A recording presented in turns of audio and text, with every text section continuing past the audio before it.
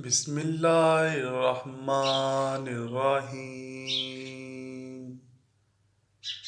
خلیفہ ہارون رشید کی شادی اپنی چچازاد زبیدہ سے 165 ہجری بمطابق 782 عیسوی میں ہوئی۔ ملکہ زبیدہ اپنی خوبصورتی اور ذہانت کی وجہ سے پورے بغداد میں مشہور تھیں۔ ناظرین گرامی، یہ وہی زبیدہ بنت جعفر ہیں جنہوں نے پانی کی قلت کے سبب حجاج کرام اور اہل مکہ کو درپیش مشکلات اور دشواریوں کا اپنی آنکھوں سے مشاہدہ کیا، تو انہوں نے شہر مکہ اور میدان عرفات کو پانی کی فراہمی کے لیے ایک نہر بنوائی، جسے تاریخ میں نہر زبیدہ کے نام سے جانا جاتا ہے۔ خلیفہ ہارون رشید اور ملکہ زبیدہ کو اللہ پاک نے 787 عیسوی میں ایک بیٹا عطا فرمایا، جس کا نام انہوں نے امین رکھا۔ خراسان کے گورنر علی ابن عیسیٰ نے خلیفہ ہارون رشید کو ایک کنیز تحفے میں دی، جس کا نام مراجل تھا۔ مراجل ہاتھ کے شہر بارغیس سے تعلق رکھتی تھی۔ مراجل کے بطن سے اللہ پاک نے خلیفہ کو ایک لڑکا 788 عیسوی میں عطا فرمایا، جس کا نام مامون رکھا گیا۔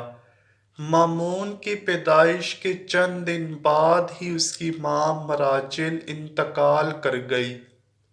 خلیفہ ہارون رشید نے مامون اور امین دونوں کو ایک ہی مدرسے میں تعلیم و تربیت کے لیے بھیج دیا۔ کچھ سالوں بعد خلیفہ اپنے خاص وزیروں کو لے کر اپنے بچوں کے مدرسے کی طرف ان سے ملنے کے لیے گیا، تو راستے میں خلیفہ کو حضرت بہلول دانا رحمۃ اللہ علیہ مل گئے۔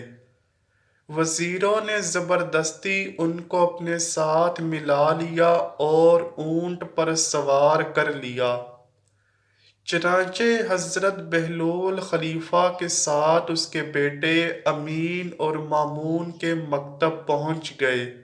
مکتب پہنچ کر خلیفہ نے استاد سے اپنے بچوں کی تعلیم و تربیت اور ذہانت کے بارے میں دریافت کیا، تو بچوں کے استاد محترم کہنے لگے، عالی جاں، آپ کا بیٹا امین عورتوں کی سردار ملکہ زبیدہ جیسی ہوشیار اور عقل مند خاتون کا بیٹا ہے، لیکن وہ کند ذہن ہے، اسے کچھ بھی جلد سمجھ میں نہیں آتا، جبکہ مامون جو کہ ایک کنیز سے آپ کا بیٹا ہے، وہ بہت ذہین، دانش مند اور باوقار ہے۔ خلیفہ کہنے لگا، حیرت ہے، دونوں میرے ہی بیٹے ہیں، لیکن دونوں کی ذہنیت میں اتنا فرق کیسے ہو سکتا ہے؟ تمہیں بغیر ثبوت کے اتنی بڑی بات نہیں کرنی چاہیے تھی۔ خلیفہ نے غصے کا اظہار کیا تو بچوں کے استاد کہنے لگے، جناب عالی، دونوں بچے تفریح کے لیے باہر گئے ہوئے ہیں، میں دونوں کے بیٹھنے کی جگہ پر ایک کاغذ چھپا کر رکھ دیتا ہوں، جب دونوں آئیں تو آپ خود ملاحظہ فرما لیجیے گا۔ کچھ دیر بعد بچے مکتب میں داخل ہوئے اور اپنے والد کو دیکھ کر بے حد خوش ہوئے، اور اپنے والد محترم سے گلے ملنے کے بعد اپنی اپنی جگہ پر دونوں بچے بیٹھ گئے، جو ان کے استاد نے ان دونوں کے لیے مخصوص کر رکھی تھی، اور جہاں پر استاد نے ایک ایک موٹا کاغذ چھپا دیا تھا، مامون بیٹھتے ہی کچھ مضطرب نگاہوں سے ادھر ادھر دیکھنے لگا، جبکہ امین اپنی جگہ پر اطمینان سے بیٹھا رہا۔ کیا بات ہے مامون، کچھ بے چین نظر آتے ہو؟ آخر استاد نے مامون کی بے چینی کی وجہ بوجھ ہی لی۔ استاد محترم، میں اپنے بیٹھنے کی جگہ میں کچھ تبدیلی محسوس کرتا ہوں، مگر سمجھ نہیں پا رہا۔ ایسا لگتا ہے جیسے میری جگہ کاغذ بھر کر اوپر ہو گئی ہو یا چھت کاغذ پر نیچے ہو گئی ہے۔ امین، کیا تمہیں بھی کوئی تبدیلی محسوس ہو رہی ہے؟ نہیں استاد محترم، امین نے جواب دیا۔